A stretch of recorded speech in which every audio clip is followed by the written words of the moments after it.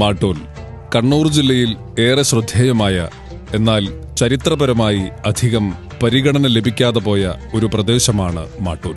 3 ഭാഗവും വെള്ളത്താൽ ചുറ്റപ്പെട്ട് കിടക്കുന്ന, വീതി കുറഞ്ഞതും നീളം കൂടിയതുമായ ഒരു ഭൂപ്രദേശം. വില്യം ലോഗന്റെ മലബാർ മാനുവലിൽ പരാമർശവിധേയമായ ചരിത്രസ്ഥലി കൂടിയാണ് മാട്ടൂൽ. വിഖ്യാത ചരിത്രകാരനും സഞ്ചാരിയുമായിരുന്ന ഇബ്നു ബത്തൂത്ത മാട്ടൂലിന്റെ അടുത്ത പ്രദേശമായ മാടായിയിൽ വരികയും അവിടെ നിന്ന് നോക്കിയപ്പോൾ വീതി കുറവാണെങ്കിലും നീളം കൂടിയ ഒരു പ്രദേശം കണ്ടുവെന്നും അദ്ദേഹം അത്ഭുതത്തോടെ മാ തൊവീൽ അഥവാ എന്തൊരു നീളം എന്ന് പറഞ്ഞുവെന്നും ആ മാ തൊവീലിൽ നിന്നാണ് മാത്തൂൽ എന്ന പദമുണ്ടായത് എന്നും കാലാന്തരേണ അത് മാട്ടൂലായി മാറി എന്നുമാണ് വാമൊഴി ചരിത്രം. എന്നാൽ വരമൊഴി ചരിത്രത്തിൽ മാട്ടൂലിന്റെ അധ്യായങ്ങൾ ഏറെ വായിക്കപ്പെടേണ്ടതാണ്. മക്കത്ത പള്ളിക്കൊപ്പിച്ച പള്ളി, മലനാട്ടിലുണ്ടൊരു പള്ളി മാടായിപ്പള്ളി എന്ന് മലയാള ചരിത്രം വാഴ്ത്തിയ മാടായിപ്പള്ളി നിലവിൽ വന്നത് ഹസ്രത്ത് ഹബീബ് ബിൻ മാലിക്കിന്റെ കാലത്താണ്. അവിടം തൊട്ട് പ്രദേശത്തെ ദീനീ പ്രബോധന രംഗം സജീവമായി. പ്രബോധനത്തിന്റെ അനുരണനങ്ങൾ മാട്ടൂൽ പ്രദേശങ്ങളിലുമുണ്ടായി എന്നുവേണം അനുമാനിക്കാൻ. പ്രബോധന വിജയത്തിന്റെ അടയാളങ്ങളായി അക്കാലത്ത് തന്നെ മാട്ടൂലിൽ പള്ളികളും ദീനീ കേന്ദ്രങ്ങളും നിലവിൽ വന്നിരുന്നു. പക്ഷേ എവിടെയാണ് എന്ന് നിർവചിക്കാൻ വർത്തമാനകാലത്ത് തെളിവുകൾ അവശേഷിക്കുന്നില്ല. എന്നാൽ 800 വർഷം പഴക്കമുള്ള ഒരു പള്ളി മാട്ടൂലിൽ ഇന്നും നിലവിലുണ്ട്. അതാണ് മാട്ടൂലിലെ ഏറ്റവും പഴക്കമുള്ള മുഹയ്യിദ്ദീൻ ജുമാ മസ്ജിദ്. 14-ാം നൂറ്റാണ്ടിൽ ഭാരതത്തിലേക്ക് കടന്നുവന്ന് അധീശത്വത്തിന്റെ കറുത്ത കാലം സമ്മാനിച്ച പറങ്കികളോട് ഏറ്റുമുട്ടി രാജ്യാഭിമാനം സംരക്ഷിക്കാൻ ശ്രമിച്ച അശ്ശഹീദ് മമ്മിക്കുട്ടി ഗുരുക്കൾ അന്ത്യവിശ്രമം കൊള്ളുന്നത് മുഹയ്യിദ്ദീൻ ജുമാ മസ്ജിദിന്റെ തിരുമുറ്റത്താണ്. അന്ത്യവിശ്രമസ്ഥാനത്തിന് മുകളിലായി അദ്ദേഹം ഉപയോഗിച്ചിരുന്ന കരവാൾ ഒരു ചരിത്ര സ്മാരകമായി ഇന്നും സൂക്ഷിച്ചു വച്ചിട്ടുണ്ട്. തൊട്ടടുത്തു തന്നെയാണ് ചരിത്രപുരുഷന്റെ തറവാട് സ്ഥിതി ചെയ്യുന്നത്. അവിടെ ഒരു പ്രത്യേക മുറിയിൽ മമ്മിക്കുട്ടി ഗുരുക്കൾ ഉപയോഗിച്ചിരുന്ന ചൂരൽവടി, വാൾ, മുച്ചാൺവടി എന്നിവയും പടച്ചട്ടയും സൂക്ഷിച്ചിട്ടുണ്ട്. ഗുരുക്കൾ കളരി നടത്തിയിരുന്ന തറയും ചരിത്രത്തിന്റെ ബാക്കി പത്രമായി പുതുതലമുറ സംരക്ഷിക്കുകയും വർഷത്തിലൊരിക്കൽ കുടുംബത്തിലുള്ളവർ ഒത്തുചേർന്ന് സ്മരണ പുതുക്കുകയും ചെയ്യുന്നു. വർത്തമാനകാലത്ത് ഈ സ്മരണകൾ ശ്ലാഘനീയമാണ് എന്ന് പറയാതെ തരമില്ല. മാട്ടൂലിന്റെ അടുത്ത പ്രദേശങ്ങളായ രാമന്തളിയിലെ 17 ശുഹദാക്കൾ മക്കാം, കുഞ്ഞിമംഗലം, വളപട്ടണം, കക്കരൻകള, മൊയ്തീൻ പള്ളി, ഒറ്റയാഞ്ചാറം തുടങ്ങിയ മക്കാമുകളെല്ലാം പോർച്ചുഗീസ് അധിനിവേശത്തിനെതിരെ പടപൊരുതിയ ധീരദേശാഭിമാനികളുടെ വീരസ്മരണകളാണ്. ഇവയിൽ ഏറെ ശ്രദ്ധേയമാണ് അശ്ശഹീദ് മമ്മിക്കുട്ടി ഗുരുക്കളുടെ ചരിത്രം. 8 പതിറ്റാണ്ടിൻ്റെ ചരിത്രം ഉറങ്ങുന്ന മണ്ണാണ് ഈ മാട്ടൂൽ. പിറന്ന നാടിന് സ്വാതന്ത്ര്യം സംരക്ഷിക്കാൻ ജീവൻ ബലി കൊടുത്ത ഒരുപാട് മഹാത്മാക്കൾ അന്തിയുറങ്ങുന്ന മണ്ണാണ് ഈ മാട്ടൂൽ. മാട്ടൂലിന്റെ ചരിത്രത്തോട് ചേർന്ന് നിൽക്കുന്നതാണ് തങ്ങളപ്പള്ളിയും അതിനു പിറകുവശത്ത് നിൽക്കുന്ന മക്കാമും.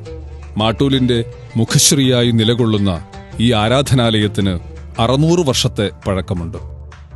പലതവണ പള്ളി പുതുക്കിപ്പണിയലുകൾക്ക് വിധേയമായെങ്കിലും പഴയ പള്ളി തനതു രീതിയിൽ നിലനിർത്തിയിട്ടുണ്ട്.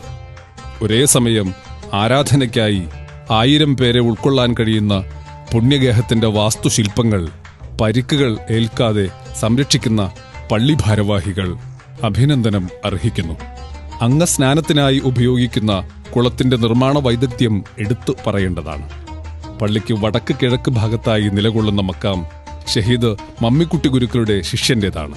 സേമാൻ മക്കാമും അതിനോട് ചേർന്ന പള്ളിയും മാട്ടൂലിന്റെ ഇസ്ലാമിക ചരിത്രത്തിനോട് ചേർത്ത് വായിക്കേണ്ട ഒന്നാണ്. ഒളിയൻകര പള്ളിയും അതിനോട് ചേർന്ന് നിലകൊള്ളുന്ന മക്കാമും മാട്ടൂലിന്റെ പുരാവൃത്തങ്ങൾക്ക് മാറ്റുകൂട്ടുന്നുണ്ട്. ഒറ്റയാൻ ജാറമാണ് മാട്ടൂലിന്റെ മറ്റൊരു സവിശേഷത. ജാറത്തിനോട് ചേർന്ന് നിൽക്കുന്ന മസ്ജിദ് പുതുക്കിപ്പണിയലുകൾക്ക് വിധേയമായി.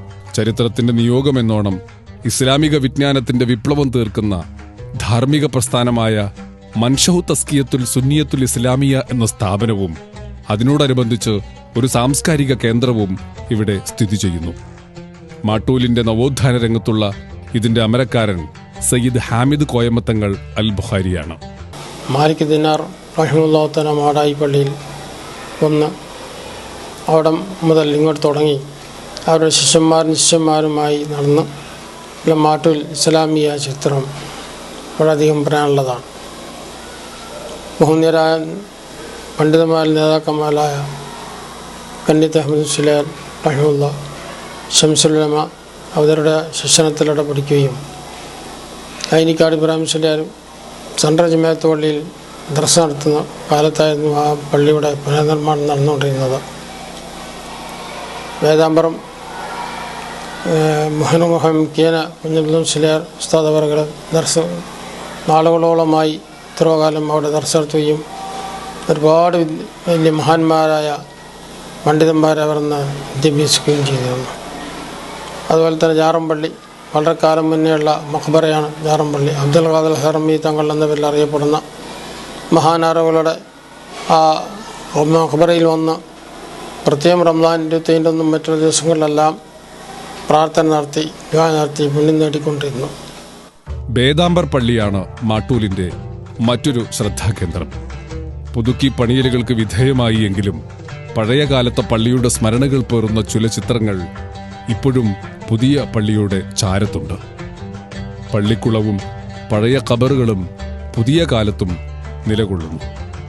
വേദവുമായി വന്നവർ എന്ന് വാക്കർത്ഥമുള്ള വേദാംബർ പള്ളിയുടെ മുന്നിൽ സ്ഥിതി ചെയ്യുന്ന ഈ 3 ഖബറുകൾ ചരിത്രവുമായി നാഭീനാള ബന്ധം പുലർത്തുന്നു. ലോകത്തിൻ്റെ നെറുകയിൽ ഒരുപക്ഷെ ഈ പ്രദേശം നിറഞ്ഞു നിൽക്കുന്നതും സ്മരിക്കപ്പെടുന്നതും ചരിത്രവുമായുള്ള ഈ നാഭീനാള ബന്ധമാണ്. മാട്ടൂൽ സെൻട്രൽ ജുമാ മസ്ജിദിനും നൂറ്റാണ്ടുകളുടെ പഴക്കമുണ്ട്. കാലാനുസൃതമായ മാറ്റങ്ങൾ മാട്ടൂലിന്റെ ഗ്രാമഭംഗിയെ നഷ്ടപ്പെടുത്തിയെങ്കിലും കാവിലപ്പറമ്പ്, ജസിന്ത ബിൽഡിംഗ്, അസീസ് ഹോട്ടൽ, സിദ്ദീഖാബാദ് ഇവയെല്ലാം മാട്ടൂലിനെ സജീവമാക്കുന്ന ചെറിയ ചെറിയ അങ്ങാടികളാണ്. ഇനിയും കാലങ്ങളോളം ഈ ഭൂമികയുടെ നാം ഉയർന്നു തന്നെ നിൽക്കും എന്ന് നമുക്ക് പ്രത്യാശിക്കാം. പുണ്യപ്രബോധകരും ഔലിയാക്കളും ധീര രക്തസാക്ഷികളും അന്ത്യവിശ്രമം കൊള്ളുന്ന പുണ്യസ്ഥലിയായ മാട്ടൂലിനെ ചരിത്ര വഴികളിൽ നമുക്ക് ചേർത്ത് വയ്ക്കാം.